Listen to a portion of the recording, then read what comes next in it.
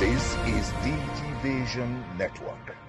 Nigeria, with carbon emission of 126.9 million tons in 2020, is optimistic in its plans and strategies to cut its carbon emission and reach net zero by 2060. Eco-Innovation Center (EIC), in its attempt to be proactive to challenges of climate change, set out to promote initiatives and support solutions, has seen 3 tech-enabled startups emerge winners at the maiden edition of the climate-themed hackathon in partnership with Carbon and Commodities Exchange and Unlimited Niger.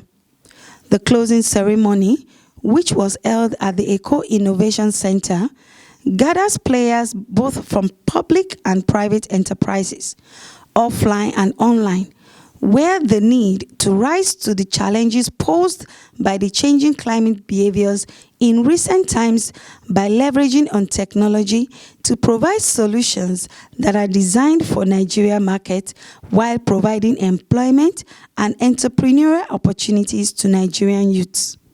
Today's event is one of the small steps in line with the Lagos State Climate Action Plan, which is in line with the Paris Agreement, trying to reduce the temperature by 1.5 degrees centigrade. So that story is that technology can change projections, right? And so this event today is one of the key things that we see that is going to help change or mitigate the climate change issues that we have. And so we are enthusiastic supporters of anything technology that we think is able to mitigate climate change and adapt our environment to become more resilient, right? And I have seen some of the ideas. I think our people are very smart, very brilliant. I think we need to provide them the enabling environment to be able to drive these solutions and make our environment. And so we will continue to support technology initiatives across different sectors to be able to raise our standard of living in Nigeria and make our environment better for the generations that are coming. And I think much more than anyone, Lagos State, everybody, we've seen the impact of what climate change is doing to the world. And we should all be concerned because ultimately, if we're not sensitive to it, we cannot deny the impact of what it does. And I think, despite the fact that as a country, we might be to a large extent on the voluntary mechanism in which climate impacts and carbon footprint is being monitored or controlled. However, I believe that being proactive as a state and as a country will help us to a large extent prepare and mitigate the negative impact. And that's why we have put this together. We think as a acceleration center, innovation center that is big on civic tech.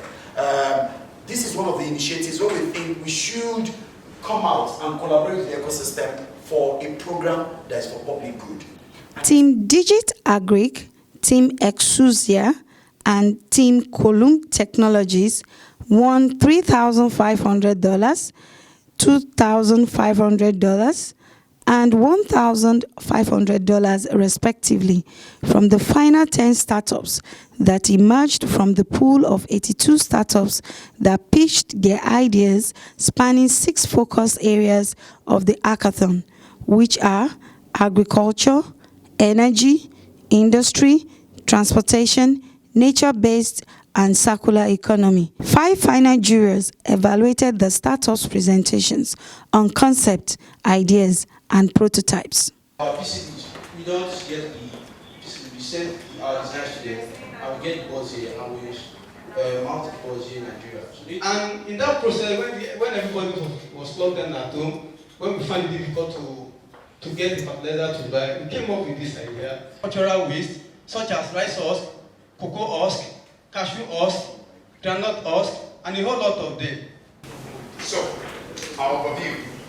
The ethanol collection remains the most extensive networking of recyclable materials recovery in developing countries. And what Transcycler is doing is putting the key to collection of waste, putting the keys to the solution of waste collection in the hands of our audience. Experts present at the ceremony further harped on the need for everyone to be involved and concerned about the climate and its effect. While the startups present were commended for their courage and resilience to bring forward solutions and ideas, from converting agricultural waste to biochar and organic fertilizers to increase the yield of farmers, innovating a new way that allow companies to give out solar systems on credit, to creating a power system that monitors the load usage and control of energy consumption from anywhere in the world. First, I just want to say thank you to the organizing team for the EkoClimathon. It was just a really fantastic event. It was amazing to see so many presentations that were so inspiring. I come from another organization that supports entrepreneurs as well. And I think it's really, again, it's great to have the opportunity to be working together, to be identifying areas for collaboration and for support. I've only really been working in entrepreneurship since I've been in Nigeria, but I am a runner. I've been a runner for a long time. And one thing that, a parallel that I've learned from running and entrepreneurship is that there's two races that you run. One, to compete to win a competition, but you're also competing against yourself to have a personal best. I just want to hit the nail on the head by saying that the flourishing societies and economies of the future are the ones that are able to leverage the current crisis in our climate to find lasting solutions that will benefit them and also their future generations. We still see a lot of our clients, potential clients, living in denial. They just see sustainability or climate change as a hype because it's not something they are used to. They've not been hearing it over and over again. It's just something they started hearing maybe in the last decade, especially in this part of the world.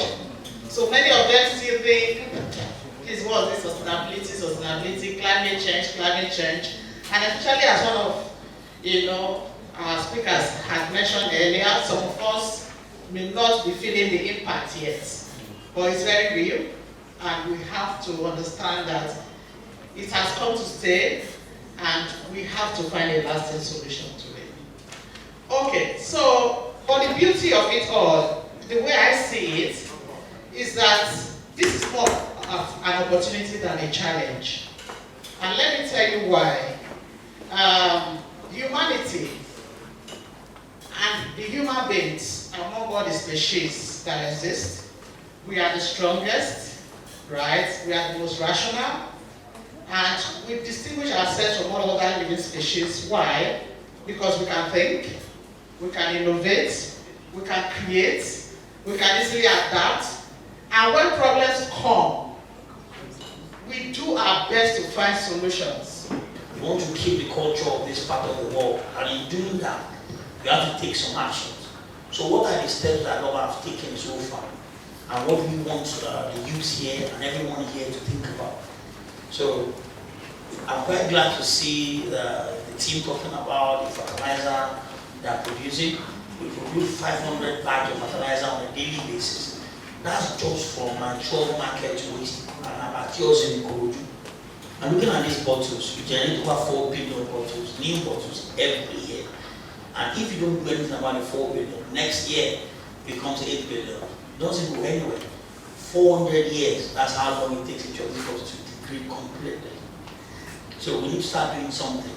And also, if you look at your packaging, you're going to shops, you're going to shop for things. They give you a nylon, I want to have my own nylon, I need more, I want to put my waste inside.